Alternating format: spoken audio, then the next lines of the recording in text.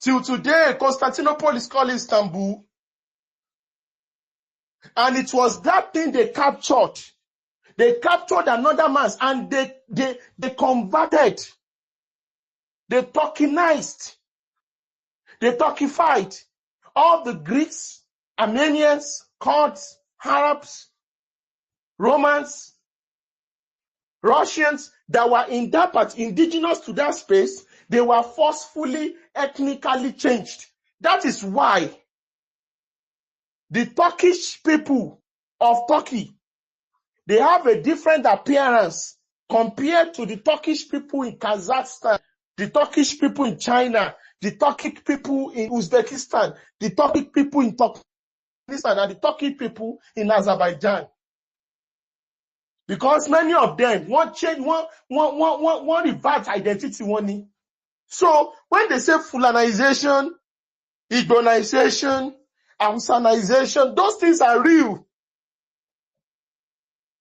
Because Google Germanization, how Germans, Imperial Germany, were taking over people, taking over the Slavs and turning them to become Germans.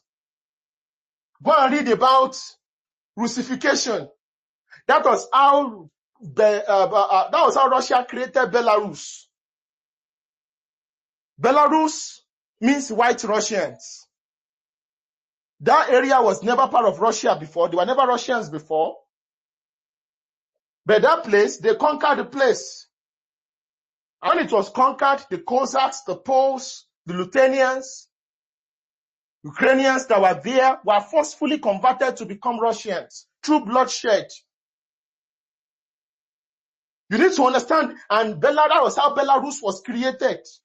So majority of the people that are calling themselves that are proud Belarusians today, they are products of Russification of the Russian Empire.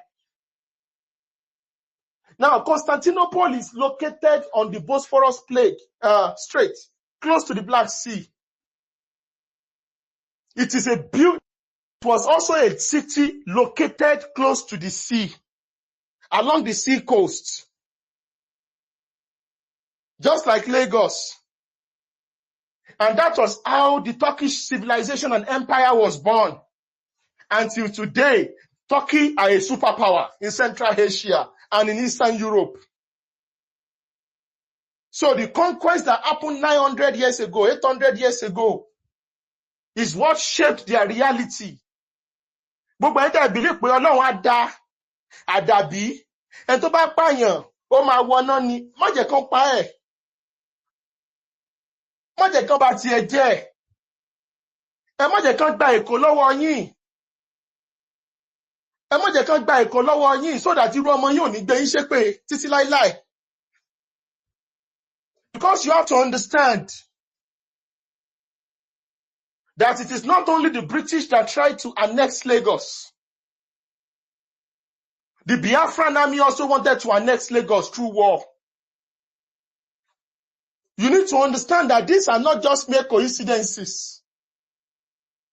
The people you are fighting against are not stupid. Those who wanted to take over Lagos are not crazy people. You think they are audacious? Yes, it is only audacious people that the course of history. When Oromiyan went to create Oyo, he was audacious. When Oromiyan went to create Benin, he was audacious. When Oduduwa united the entire crown in Ile-Ife, he was audacious. When Chief Obafemi Awolowo challenged Zik, he was audacious. When Uthman Danfodio waged war against the indigenous Hausa people, took over their kingdoms and colonized them, he was audacious. He was audacious. He was audacious.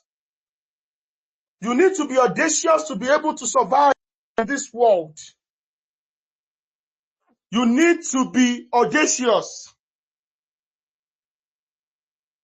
You need to be audacious. You need to be powerful to be able to know what is happening, to be able to know the reality. You need to be audacious to survive a geopolitical war. Tinubu is audacious. Mo fẹ́ di president, èmi ló kàn. That's been audacious. The world does not respect the humble. The world does not respect the meek. All those humility meek, that is when you get to the kingdom of heaven. When you get to paradise. But in the kingdom of the heart, it is the audacious, the valiant that gets it. The militaristic people that get it done. So Constantinople was taken. And that was the end of the Byzantine Empire, Eastern Roman Empire. And I talked about it last week. That's the reason why Byzantine, Turkey is part of NATO.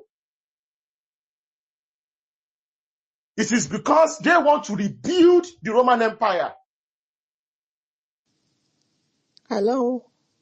Because they want to rebuild the Roman Empire. Is it just me? It's only you. Because they want to rebuild the Roman Empire. Let's talk about the British. How the British built their empires. The British became so powerful because they targeted the coastal cities of everywhere they wanted to colonize. So you do not joke with your coastal city.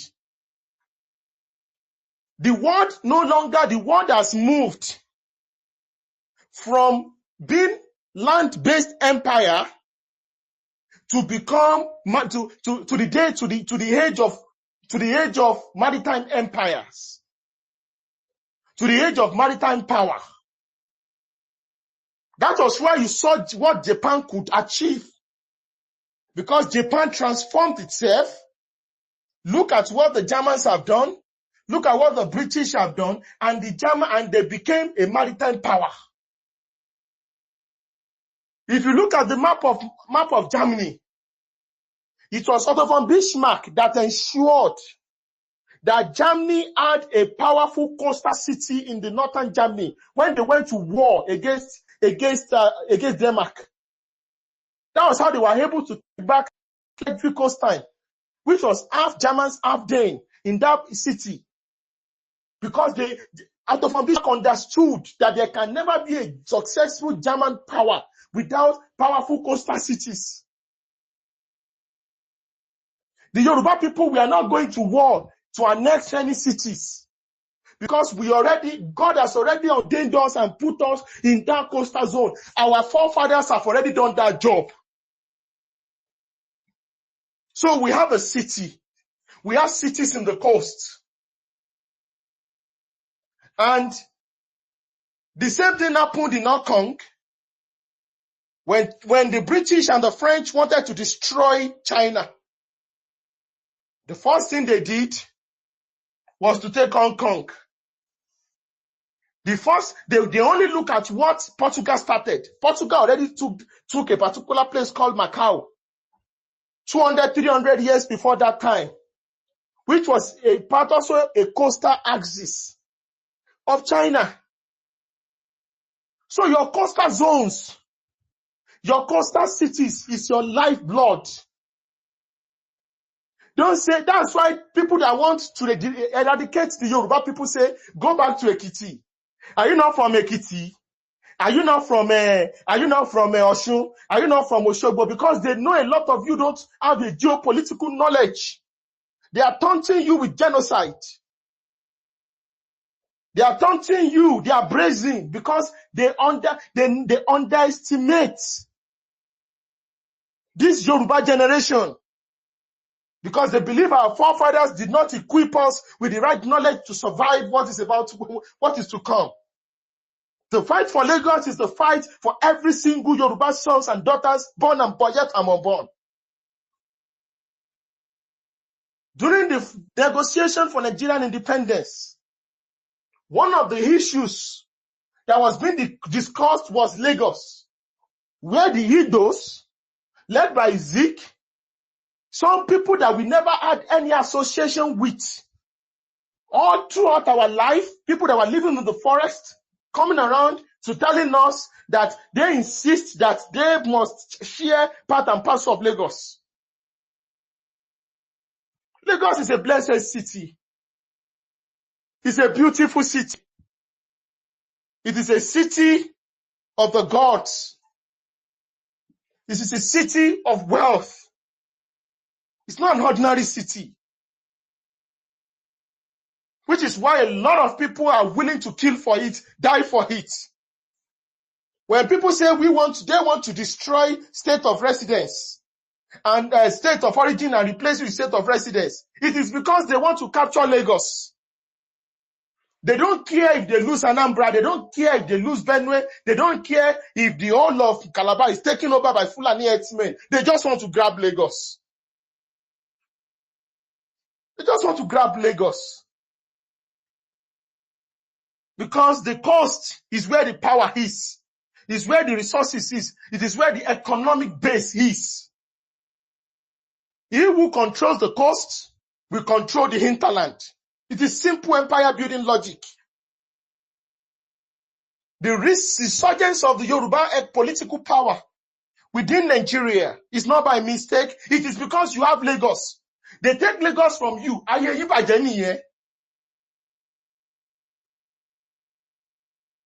So Lagos is beyond air now. Tinubu is a thief. Tinubu, because I don't understand. Which politician is not a thief in Nigeria? Which politician is not a thief anywhere?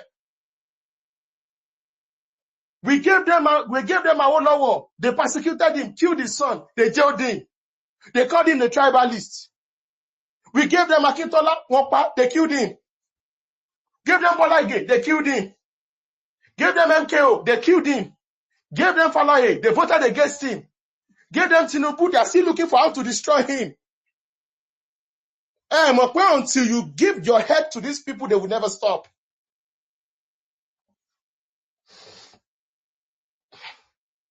The British realized how important Lagos was. The Portuguese people came before the British to Lagos. And the British went to work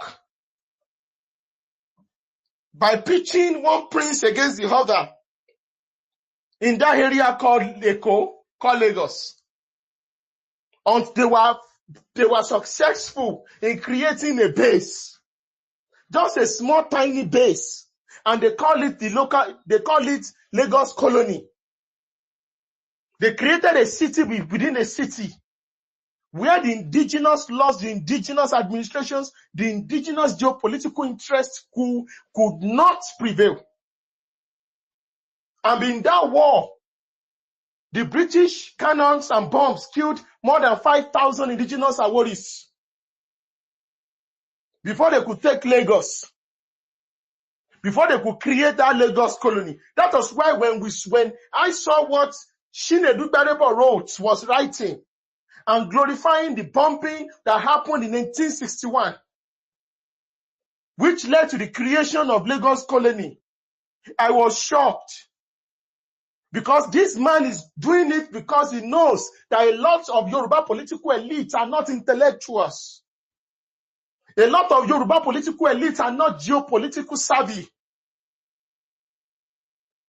That is why everybody thinks the Yoruba people are the weak link to be devoured without firing a single bullet. That's why everybody is interested in taking a piece of us. That's why many months back I gave a lecture about the scramble for Yoruba land, where everybody thinks they can grab a piece of us. They know our youths. It is not their fault. It is not the fault of Yoruba youths that Yoruba youths are decadent. For the past 5-6 days, we've been fighting and complaining about the Lagos state government for giving jobs meant to empower indigenous Yoruba people to our mortal enemies. It is not their fault. Many of you in this room today, if it was 30 years ago, if it was 5 years ago, many of you will be cursing me in the comment section. You'll be insulting me in the comment section. You'll be cursing TYF in the comment section, which was what happened to us 5 years ago. They used to curse TYF. They used to call us secessionists. They used to call us Yoruba Nation. They call us Yoruba Nation. They used to mock us. They used to rubbish us. Now people don't do that anymore because everything we said came to pass. Because people can see that we are no longer going to react. We need to act. We need to respond. And we need to fortify ourselves because the battle is still coming in the future. The battle is still coming and we need to be prepared. It is not the fault of our political elites that they are neoliberals, that they don't think Yoruba first, that they don't protect indigenous Yoruba people aggressively as they ought to. It is not their fault. Ṣebí lára àwọn followers náà láti rí àwọn tó lọ di president, like láti rí àwọn tó lọ di president, tó lọ di governors. Our political elites did not come from heaven. They came from us. So there is a decadent pool within Yoruba land. Gbogbo ẹ̀yin tẹ́ wà níbàyí lónìí torí pé Olódùmarè yí ọkàn ìfẹ̀yìn tí yín náà padà ní. All of us, one way or the other, contributed to this mess that we find ourselves in Yoruba land. We were socially engineered to believe that for Nigeria to be at peace, the Yoruba people must give up our Yorubaness. We must give up our rights, our indigenous rights in our lands. We must give up our rights to protect Yoruba land. We must give up our rights to even be Yoruba. We must give up our rights to be able to defend our Yoruba heritage. That was what the kind of Nigeria they were preaching, which is why everybody goes up in flames when Yoruba people respond to hate, when we push back to hate. Yoruba hate is normalized within Nigeria. Tinubu being the president only brought it to the fore. It has always been like that. So I've been trying to talk about the past. So for the past 200 years, Lagos has shaped the entire Yoruba civilization. We all know about the Kiriji War. We know about one of the most brutal civil war that the Yoruba people fought amongst themselves. Now, it is nothing new for indigenous people to fight against war, to fight wars. People of the same ethnic groups to fight wars amongst themselves. The English fought brutal wars in the 15th, 16th, 17th century, where the parliamentarians first fought against the royalists, the Republicans against the royalists, led by Oliver Cromwell, when they wanted to destroy the English monarchy and bring a republican system. So it is not something new that there has always been war between two groups of people within a particular space. There's no big deal about it. That has always been what has happened all over the world. Before the Meiji Revolution happened, there was a fight between the Japanese aristocrats and the samurai class.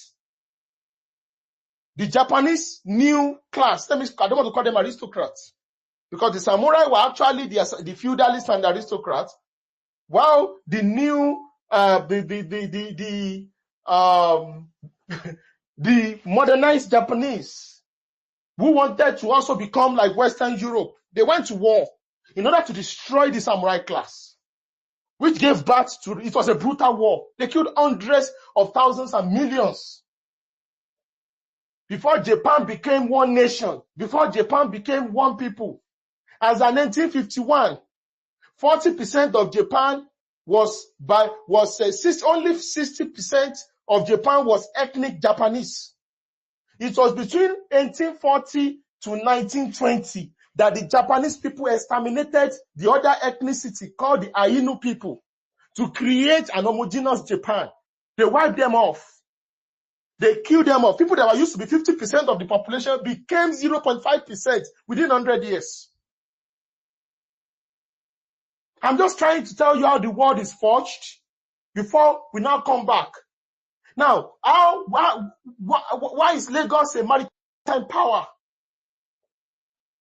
To become a maritime power, of course, you need to be located along the coast.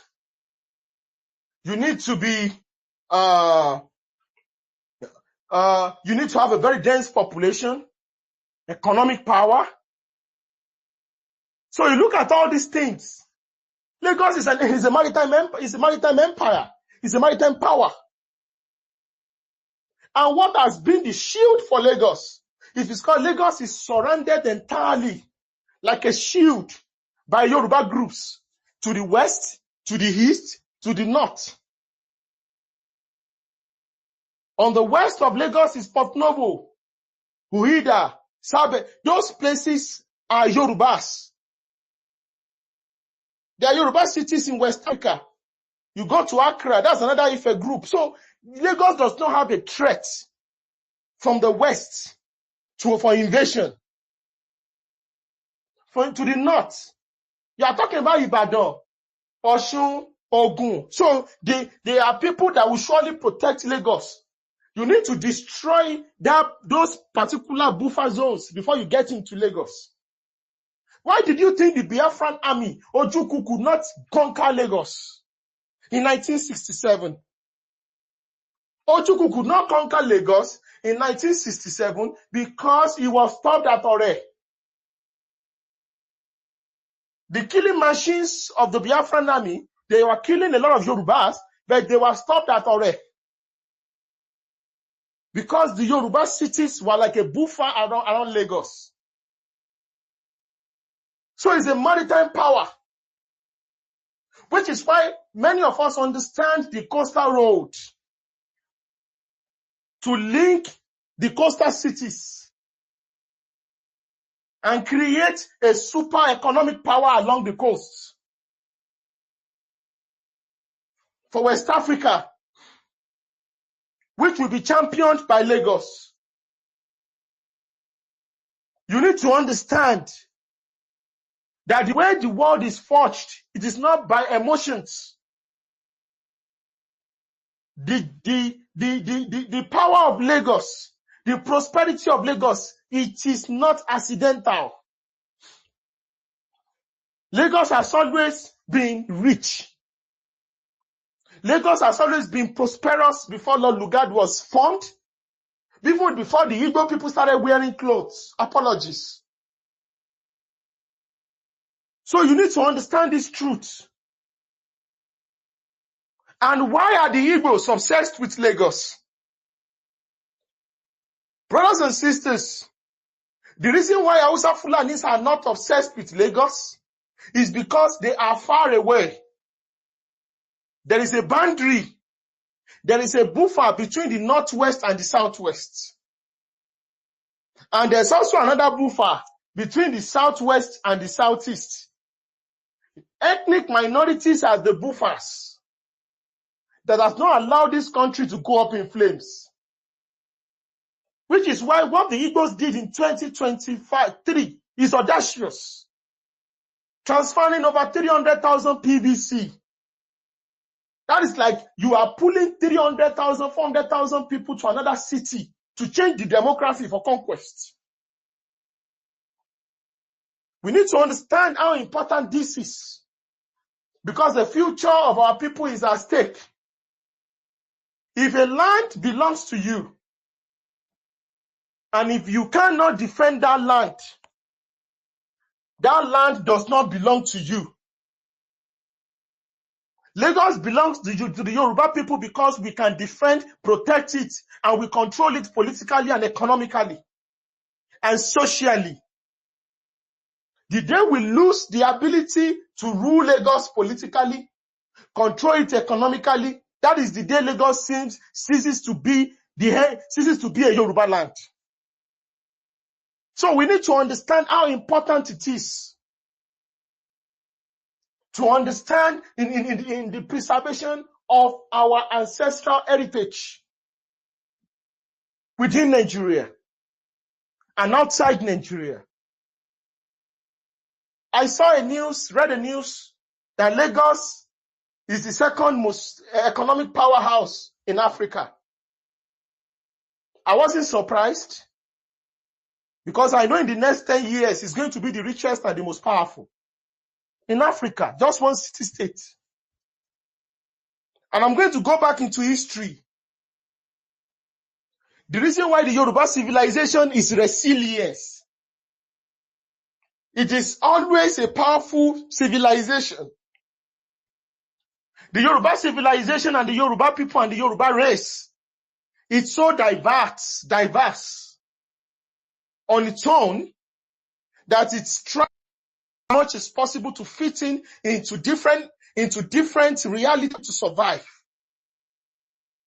We're very, very resilient people. And we do not give ourselves the kudos that we actually deserve for what we've survived. What the Yoruba people survived, the Hausa people did not survive, did not encounter 30% of it before they capitulated. So we need to give ourselves kudos for what we've achieved as a people for the past 1,000 years. It is a miracle to be able to survive for 1,000 years non-stop as a people and as a group. At a point in time, we had the Ife Empire. At a point in time, we had the Owu Kingdom. Those were hegemonies, city-states, empires that were part and offshoot of the Ife civilization, because everything came from Ife. So when we say Yoruba civilization, those are just terminologies. It's like when you say the Austrian Empire, you're also talking about Germany. German. It's a Germanic empire, or it's an Anglo-Saxon empire. You talk about the British Empire, it's also an Anglo-Saxon empire, because people don't know that the English people are Germanic people. They don't know. And they speak English. The English we are speaking is a form of German. It's a Germanic language. A lot of people don't know this. So the Anglo-Saxon heritage has always been in different ways, from the British to the English to the Germans to the Austrians. That has always been the way different civilizations have always survived. It's not different from the Chinese. There was a time the Chinese, we have the Ming dynasty, the Song dynasty, the Jing dynasty, all sort of dynasty. Now we have the communist China. It's still the same. One city-state. So yẹ kí n sọ bí ilẹ̀ Yorùbá ṣe rí fún yín, kò yàtọ̀ sí ti China. Kò yàtọ̀ sí ti Germany, sí àwọn Germans. So let me give you as for example, ní German. At a point in time, it was the only Roman Empire dominated by German princes. Later on, we had the Austrian Empire, the House of the Habsburgs. The Austrian Empire, House of the Habsburgs that were Germans. Later on, we had the Prussian city-state, which was ruled by the House of Brandenburg. Later on, we had the Prussia now became the German Empire. From the German Empire, it became, Ocha and Yi in different ways. Ilẹ̀ Yorùbá, we had Ife Empire, Owu Kingdom. From Owu Kingdom, because Owu Kingdom was also very powerful. Almost like an empire. People don't know this, but it was short-lived. The same thing happened. We had the Ife Empire, Oyo Empire. To the north, we had Benin Kingdom. To the east, because Benin Kingdom is also an extension of Ife civilization. If you see the issue of the Benin youth, the Benin of 2025, trying to be antagonistic to the Yoruba people, to the West, is because Everybody is trying to claim who is the supreme custodian of Oduduwa civilization. It don't father near now. And Oduduwa is from us. No, Oduduwa is not from us. Everybody speak. Because we all know we have shared the same civilization.